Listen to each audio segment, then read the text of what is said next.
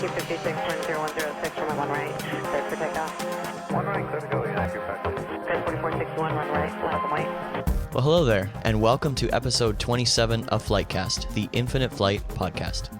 Infinite Flight is a mobile flight simulator for iOS and Android, and if you're listening to this but haven't tried it, I highly recommend that you go and do that. With me in the FlightCast virtual studio, as always, is Mr. Skyhawk Heavy, Mark Denton. What's happening, Mark? Man, what's going on?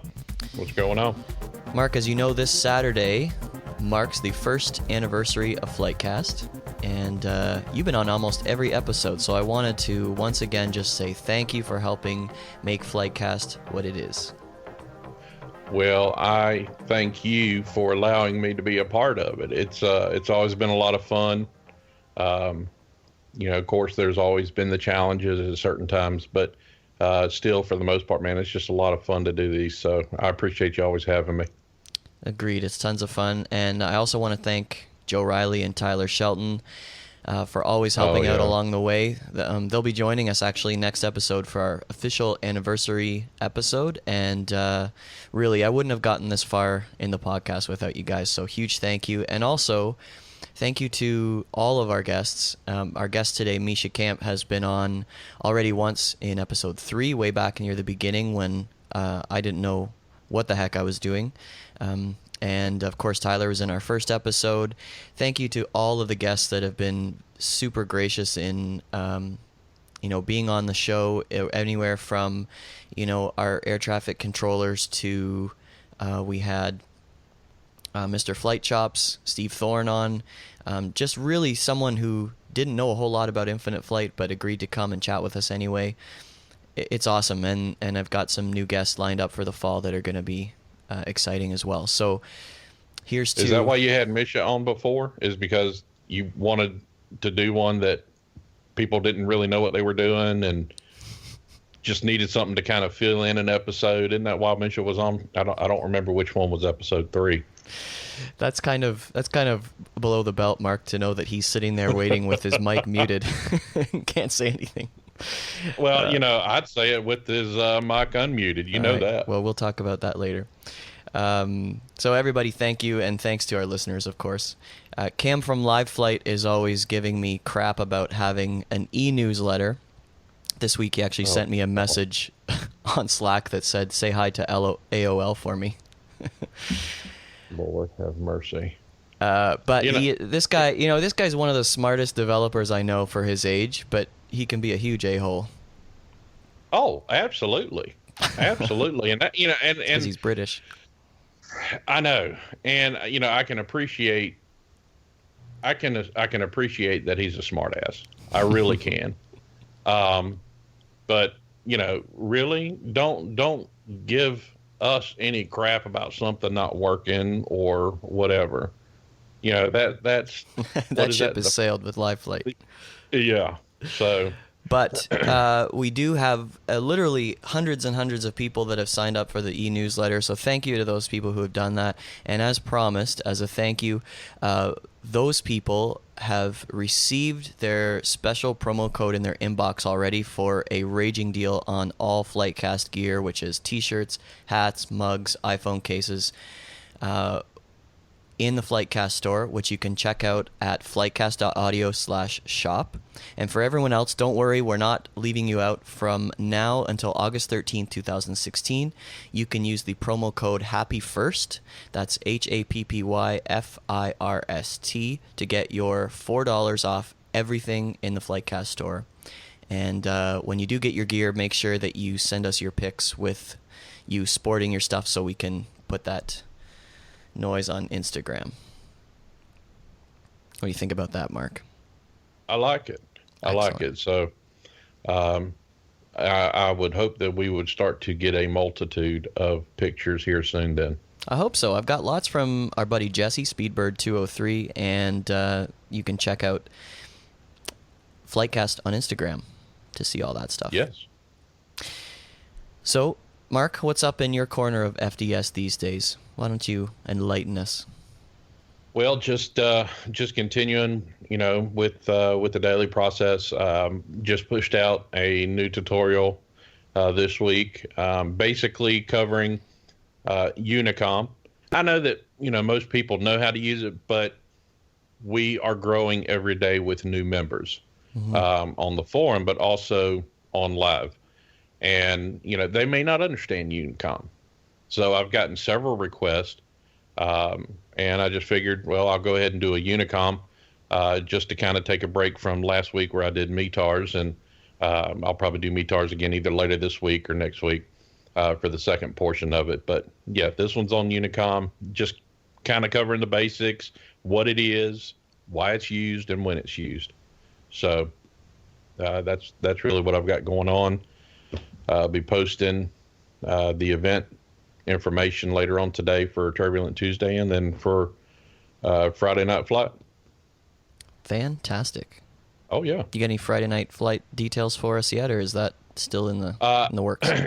Yeah, I've got an idea of what I'm going to do. I just need to get a couple of things narrowed down before I actually get everything worked out. But I'll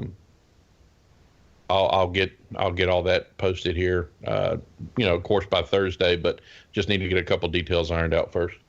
Beauty. All right, thanks, buddy. Yeah. Let's get to this week's guest. If you have ever received any sort of help with Infinite Flight, or simply wanted to hang out online with other like-minded Infinite Flight and aviation enthusiasts / avgeeks, you have almost certainly visited the community forum. We have sent listeners there many times for help and advice, and with over 11,000 members now, the forum requires a lot of moderation. Our guest today has spent countless hours volunteering to make sure that the forum is a fun and safe place for everyone to enjoy and learn. Joining us again from somewhere in the middle of England is Misha Camp. Misha, welcome back. Hello, good afternoon. Or evening, I should say. It's fun sitting here being belated by you two and I can't speak. You were a good sport. I'm surprised you didn't unmute. Yeah, we appreciate you not removing that virtual duct tape until now. Yeah, you're welcome. You're welcome. So, Misha, let's get right into it. Can you give us an overview of what the Infinite Flight Community Forum is and what your role is? Okay, so the forum is basically a portal where everyone can go online and find anything they want out about Infinite Flight. It's the most complete place where you can find any bit of information, any help, and then post any questions you have. And you're not going to be judged because we're quite pedantic on that. We don't like people judging. My role, essentially, then, is to make sure everyone's sitting pretty, essentially. Not arguing with each other, no racism, whole shebang. Okay. And how do you think you've been a moderator for actually how long now, roughly? I'll be honest with you, I don't have a clue. A couple of years, maybe a year and a half, couple of years. A year, it's been a while. Tops. Okay, it's been a while. It's been a while, yeah. Okay, but you've got a lot of experience now, and you've seen it grow even from before you were a moderator on the forum. So how do you think the progression has gone in terms of what you just described, like no racism or hate speech or anything like that? Because that can be a huge challenge on a group of 11,000 plus members. So how do you think that's progressed over time? Yeah, good question, actually. Obviously, when I started, I think it was around about maybe 3,000, 4,000 absolute tops that we had in the forum. I think it was even less than that, actually. And obviously, it wasn't as big of an issue. And when you get more and more people into a group who are all different ethnicities, different identities, different opinions, it gets gradually harder to keep everyone happy.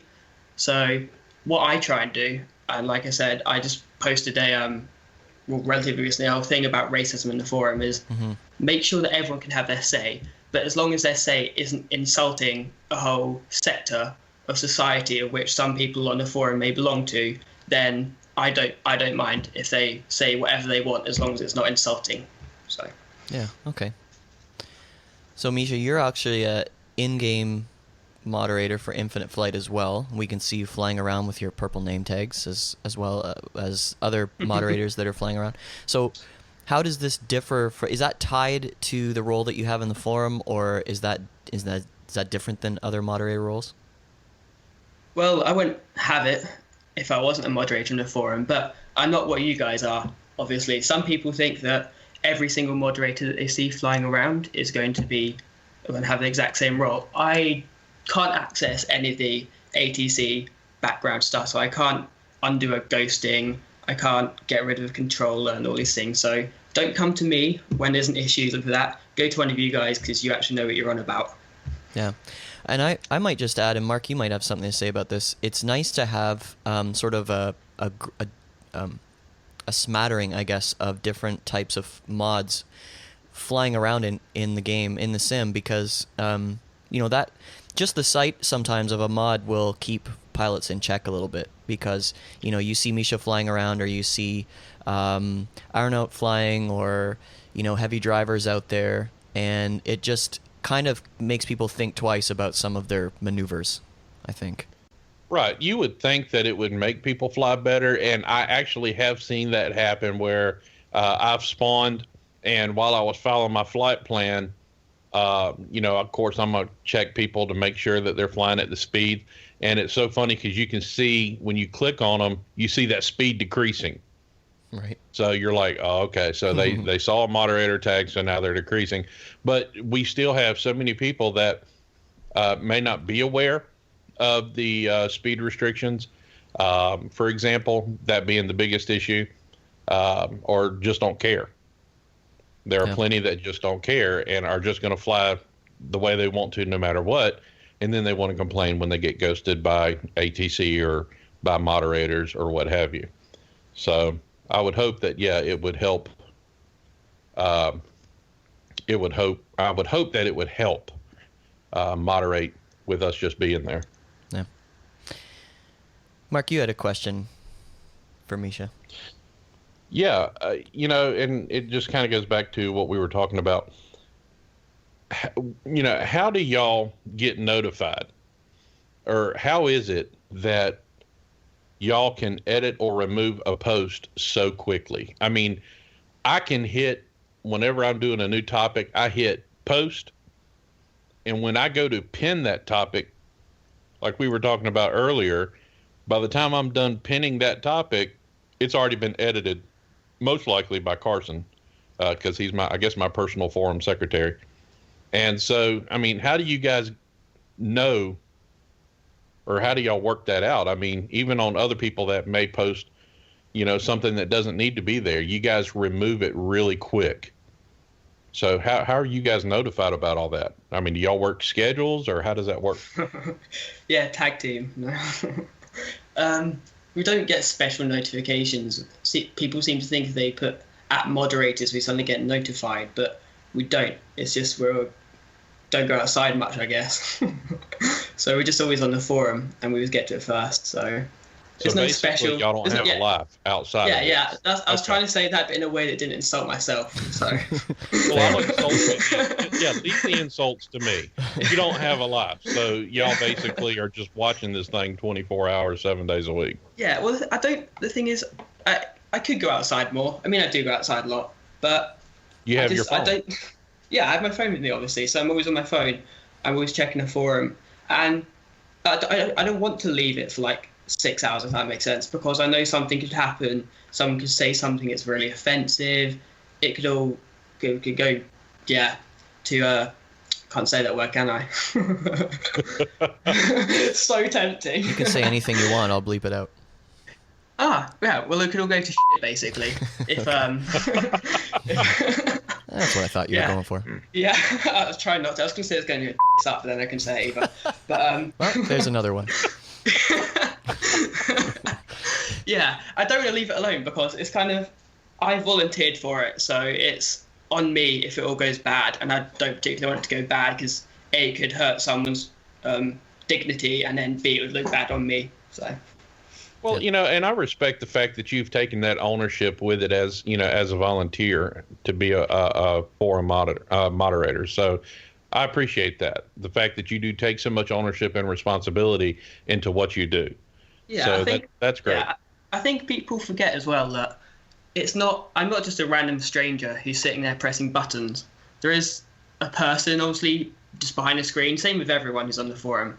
but we get a lot worse than a lot of people get. We've had 60-year-olds swearing at us. We've had racist comments. We've had threats. With everything you can think of.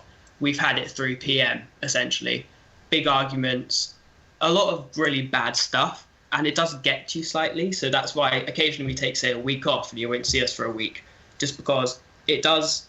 We do take it a little bit personally on occasion. We try not to, but it's what people forget when they say, oh, I don't know, oh, Carson's a terrible moderator. Like, I'm pretty sure he'd be crying to sleep that night if someone said that to him. So. It's not that he's a terrible moderator. He's just not great at showing up for interviews on time. Yeah, exactly. I think is the problem. Disappeared. But and what do you guys determine? And this kind of goes along with this question. But I mean, how do you determine when a member needs to be either suspended or even removed from the forum? Yeah, well, we try to make it fair, obviously. We do have the kind of 1 day, 3 day, week, 30 days, gone forever off the face of the planet like Carson type thing. But at the same time, obviously, we do skip that if someone says something bad. And it does, obviously, if I'm hungry, like I'm in a bad mood, so you don't want to get on the wrong side of me if I'm in a bad mood, because you'd probably just be suspended slightly more easily than if I'd ate or something like that. But at the same time, it's completely fair. That's what people don't have to worry about. We're not going to just suspend you. We keep each other in check. We have Tyler, obviously, who's employed for FDS, in the group chat for us. We have you guys in another group chat. We have everyone in the forum who's making sure we're doing our job. And people can complain, obviously. So if we decide that we want to suspend someone just because we don't particularly like them, which is very tempting to do most of the time, but we don't, obviously, because we can't. So it's very structured, the way we suspend people. So. Well, I think if you guys would add a separate structure or a separate scale, such as a dumbass scale. You'd be first off the forum, though, so. Oh. Nice one. All right. Yeah. So hold on. Let me pull up our list of controllers real quick and remove some. I think that and just to give listeners a little bit of a inside look, and this is a little more transparent maybe than we normally get, is we did have at one point kind of our ATC mods and our forum mods, and Misha, correct me if I'm wrong, but we weren't exactly working harmoniously. Like it wasn't perfect. It wasn't a nice relationship. Right. Yeah. Exactly. Well, because one group was kind of growing in one area, and the other group was growing in the other area, and they weren't crossing paths. So there was a little bit of tension, and I feel like at one point we just said, okay, look, this either has to work, or we need to change something. So Tyler kind of took the bull by the horns and created a group chat for us on Slack. Yeah. And actually since then, I feel like it's been really one big team, which has been really, really cool. Yeah, I think what it was is, obviously there's nothing personal to anyone. Like, we did not like you, you did not like us, or at least I hope so. Well, but I would tell you if continue. Sometimes, move on. But just if we're working together, it's better generally for Infinite Flight. It looks better for FDS if anyone's like looking at how the people that are running the things for them are acting, and it's much nicer. And I think it was a bit stressful, like you said. Everything was growing left, right, and center. That's right. Yep. Guys, we're going to be right back after this quick break. Mark, have you heard of Live Flight for Infinite Flight? Yeah, man. I've used it to track flights and to see which regions and airports are busy before, planning my flight. Right. Well, as you probably know, a new version of Live Flight is now available at liveflightapp.com. This new version is better than ever and has been rebuilt from the ground up.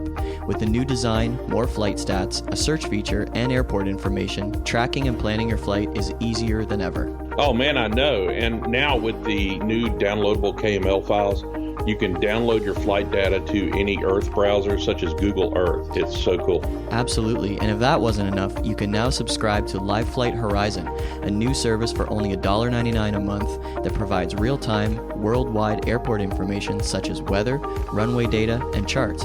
It also allows you to search for flights, active ATC frequencies, and airports. And as a Live Flight Horizon subscriber, you'll also get much longer online sessions, and you'll be helping Cam to keep developing and improving this great app. So guys, make sure you head over to liveflightapp.com to give it a try, and also subscribe to Live Flight Horizon. It will make your infinite flight experience so much better. And now back to the podcast.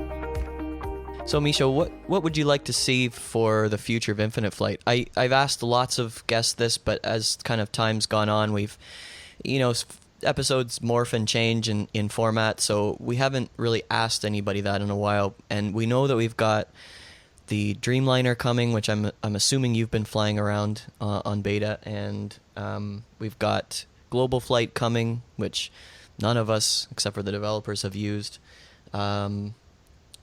They've hinted at some really amazing things on April Fool's Day, which was not an April Fool's joke. They posted something about the horizon and showed a really cool picture. So we've got all these things coming that we know for sure. What is it that you're looking forward to the most, and is there something that you wish they'd implement that they haven't hinted at yet? Yeah, well, obviously it's nice that all these wonderful things are coming, and I'm very excited about them. For me as well, since Infinite Flight is still in its what I would consider relatively early stages of development, like Laura said maybe a few months ago, she's kind of 50% to what she wants it to be at the absolute minimum. It would be quite nice, in my opinion, to see something like Citizen Stars being able to be implemented, something a bit more realistic to give people on the advanced server especially just something a bit more realistic, like I said, and then the controllers on the controller side will have to be trained slightly more realistically.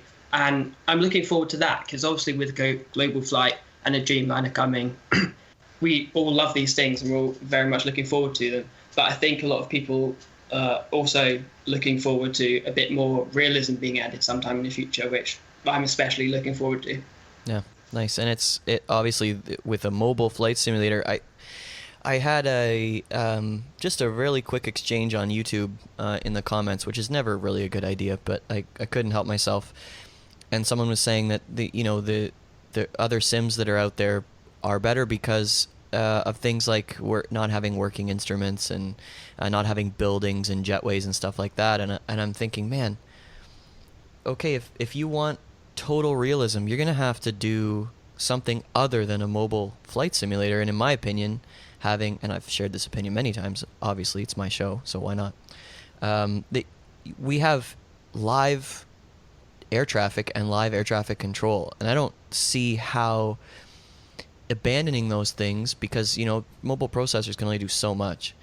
I don't see how abandoning those things for things like 3D buildings, which by the way I've heard cost a fortune to implement for a flight simulator. So maybe just keep that in mind as you guys are requesting that every day.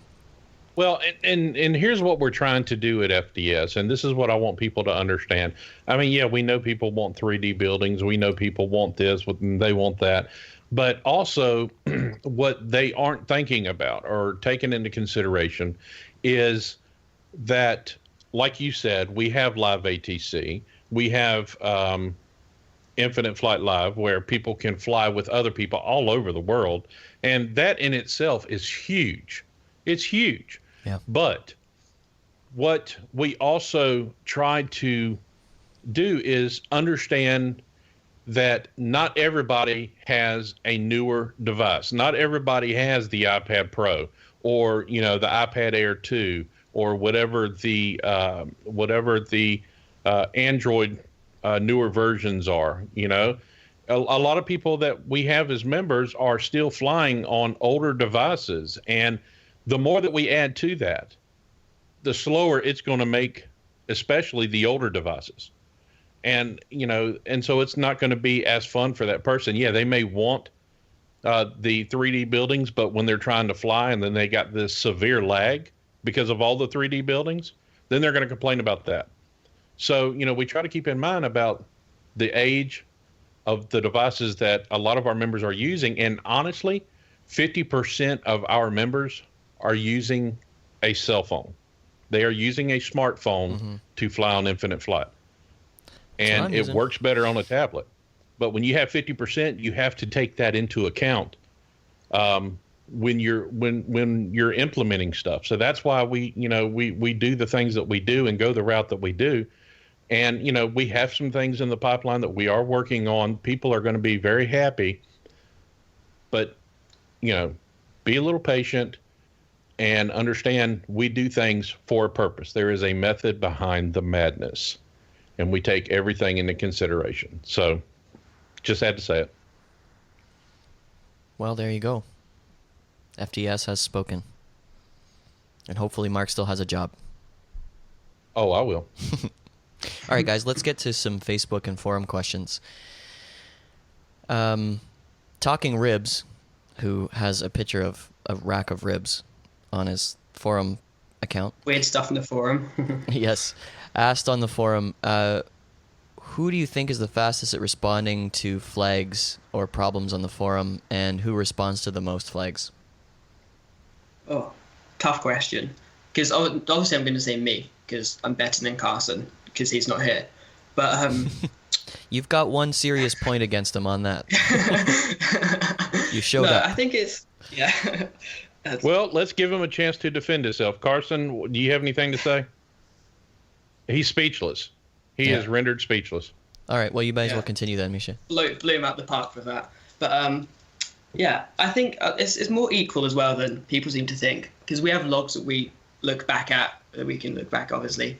And when you look back, it's a lot more equal than people think, because they might just see, say, Carson responding to loads of flags, editing loads of stuff. But then you might have, say, me and Cam, like, dealing with people behind the scenes a lot more, maybe suspending people if we have to, looking up IPs, looking at suspect accounts, and all these things that go on. But fastest at responding to flags, I'll give that one to Carson. Problems and forum, I'm going to give that one to me. All right. And I think you should give it to yourself. Yeah, I deserve it. Yeah, but, nobody's going to argue it today. So, Boeing 707 is asking, what are the top 10 stupidest flags you've ever gotten? And I'm not sure we have time for 10, but do you have any that stand out to you? There's always a few which do make us laugh. It's when people flag the flag message that they get for being flagged, or when people flag the welcome message, and we just kind of sit there going, like, what kind of stupid are you? So, got it. From this one's actually from Mark. Chris Schaffer is one of our ATC controllers, or I should say ATC, since that's redundant. And he's asking, just on our Slack channel, how hard is it to handle the wide range of aviation skill sets? Are there any plans to close the gap with the documentation and education? And I'm throwing this one out to you because he gave a little context. He said, I was just a normal passenger when I discovered Infinite Flight. I've always loved the flight simulators, but this was different. So I see a gap online between people who have no aviation experience to those who are licensed pilots and ATC. So as a developer, I can see where it would be hard to accommodate the requests of the advanced server members without alienating the recreational group. And I've been confused myself with some of the threads that get into too much detail. So he's specifically talking about on the forum, and Misha, if you want to chime in here too, that's cool. But Mark, how hard is it to handle this kind of wide range of skill sets? It's actually, it's very challenging because, and I don't want to sound so prude here, but, it's almost like, we have a lot of people who, yes, are real world pilots, such as myself and some of the other pilots that we have.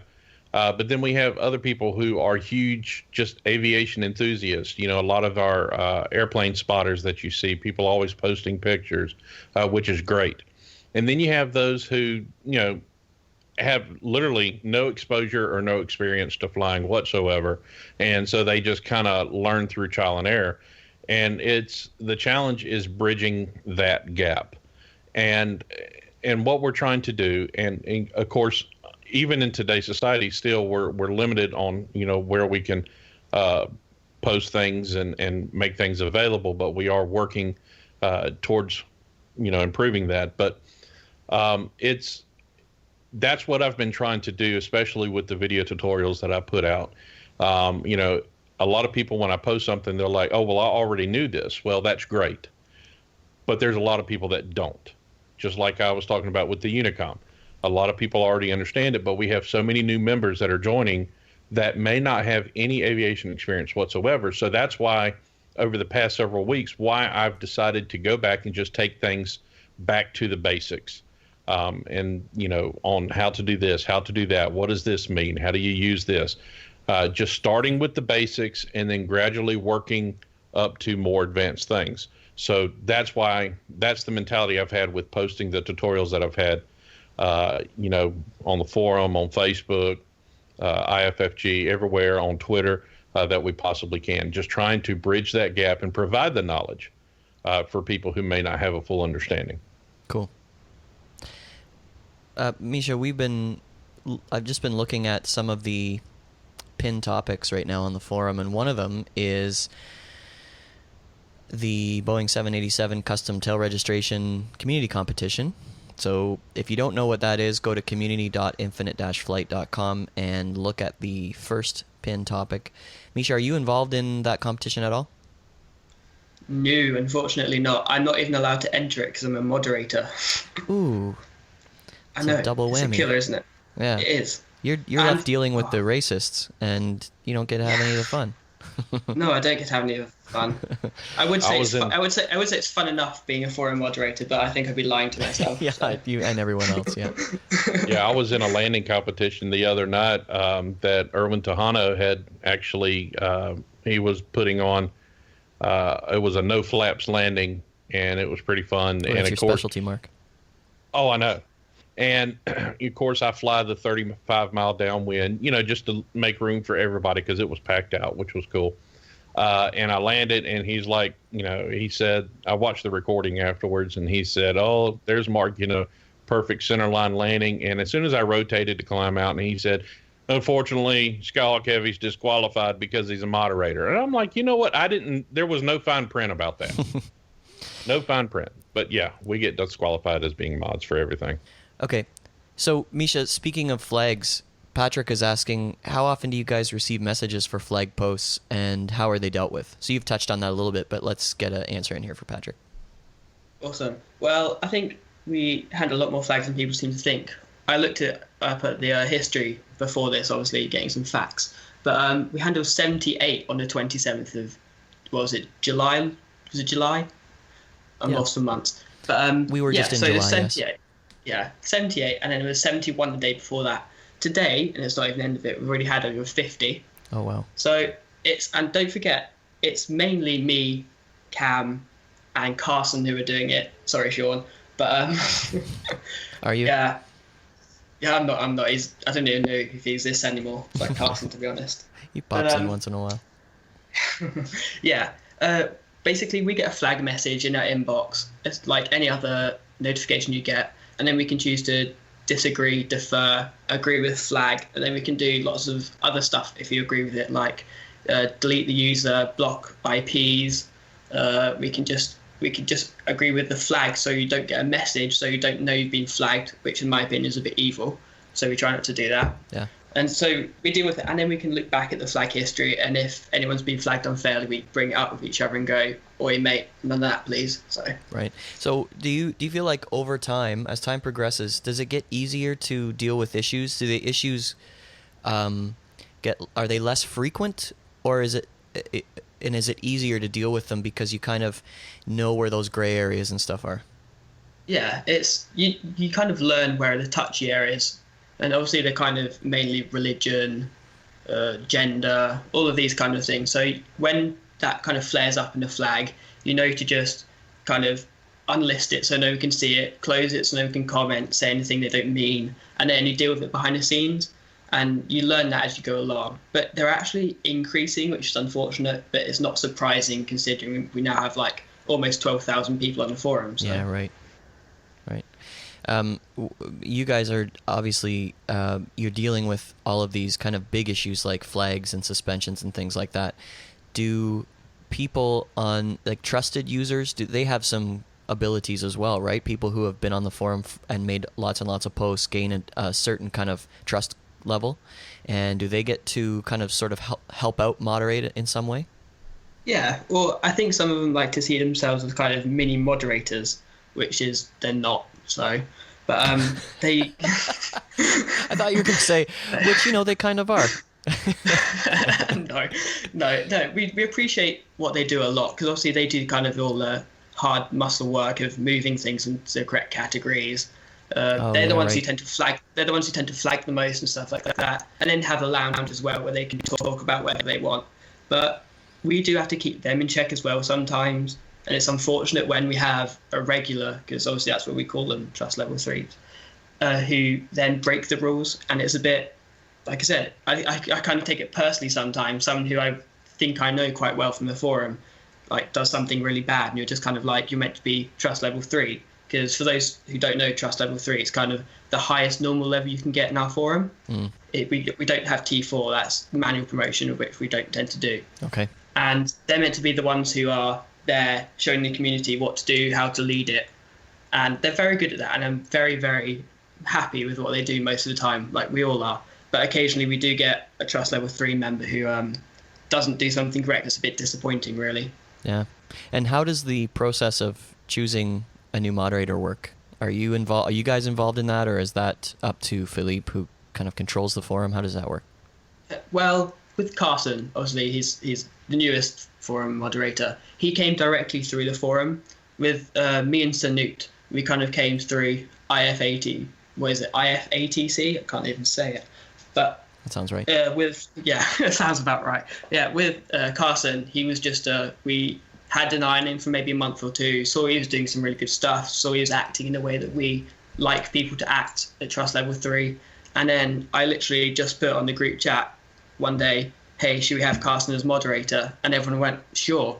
And then we just talked to Felipe. And I don't know if Laura had anything to do with it. I don't think she did. But Felipe was just like, sure, we like him, go ahead. And then they kind of, obviously they're in trial for maybe a few weeks. So if Carson had messed up, he would have been kicked out. So yeah. He wasn't. He's a good moderator most of the time, apart from now, because he's not here.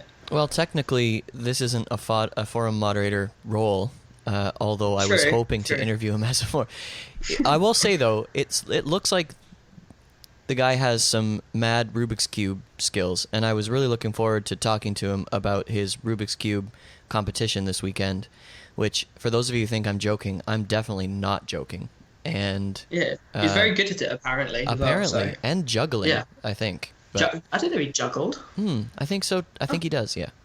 I didn't know that. Juggling Rubik's cubes. I tell you what, if that doesn't look good on a resume, I don't know what will. I think the problem here, guys, is actually that Carson is also a clown, and he got a last-minute birthday party that he had to go and do, where he could show off his juggling and his Rubik's Cube skills.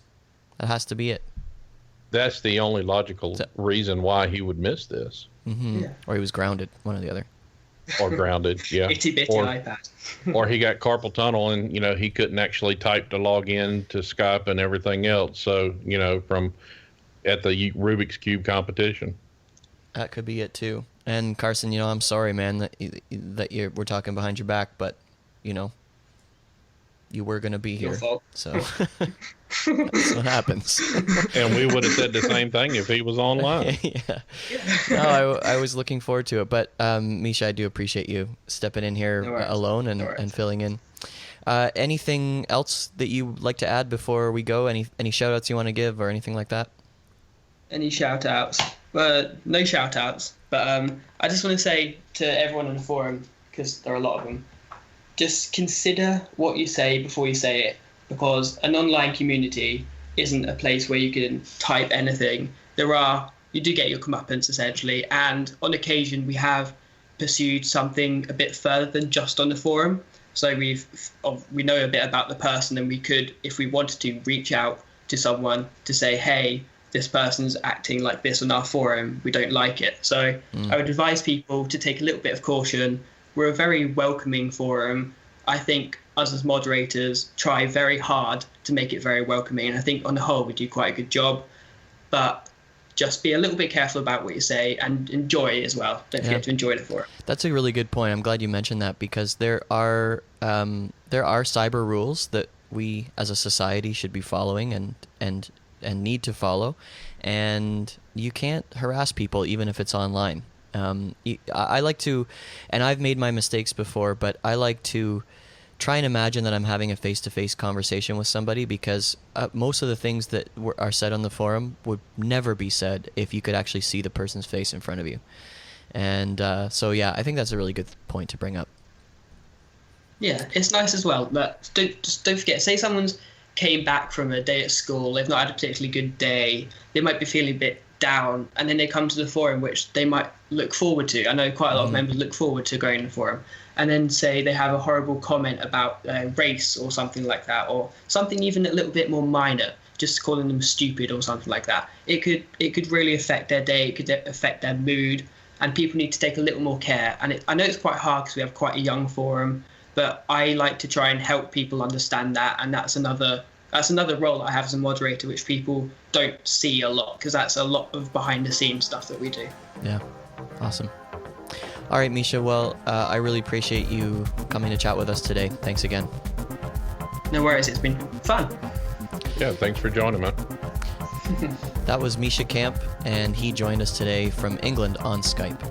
Well, thanks as always for listening. If you haven't already, head over to the App Store or Google Play and download Infinite Flight. For more of the podcast, visit our website and be sure to subscribe on iTunes or YouTube. You can find us on Facebook at facebook.com/FlightCastAudio and on Twitter at FlightCastAudio. You can also find us on Instagram by searching for FlightCast. FlightCast is brought to you by Linkhouse Media on the web at linkhousemedia.com. Don't forget to head over to the store and grab a hat or t-shirt, or click on the yellow donate button at flightcast.audio and help keep us going strong. To cover the fine print, FlightCast is not affiliated with Infinite Flight or Flying Development Studio. I'm Jason Rosewell. Thanks for listening for the past year, and here's to another successful year of FlightCast. Happy landings, everyone.